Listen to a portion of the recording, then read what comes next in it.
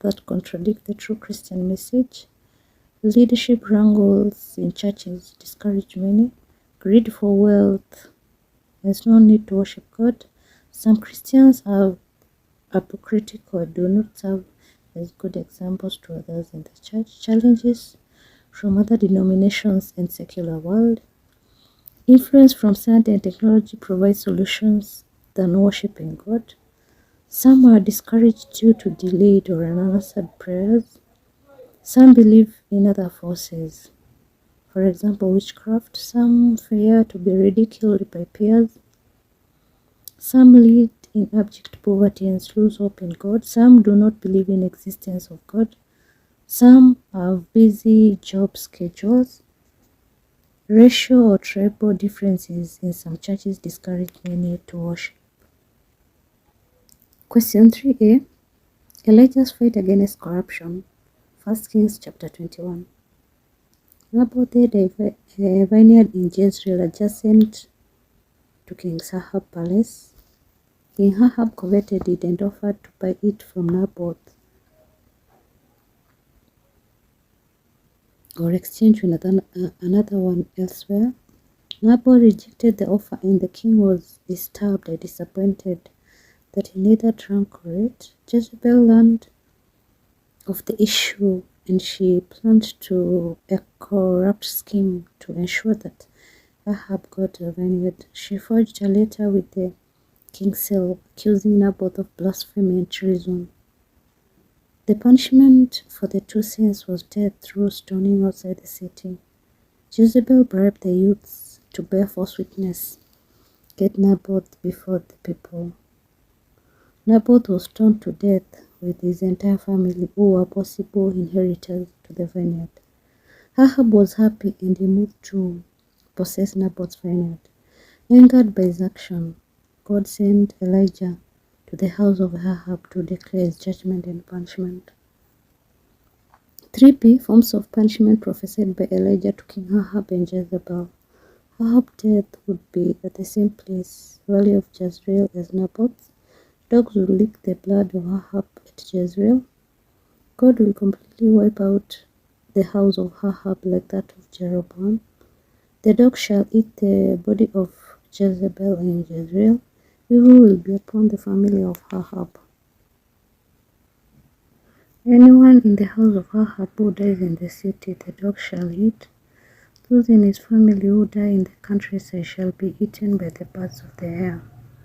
God will take away the prosperity of Ahab. See, lessons Christians learn from the ministry of Prophet Elijah. Church leaders should remain courageous in condemning social injustices. Christians should remain faithful to God, even if their decisions are not popular.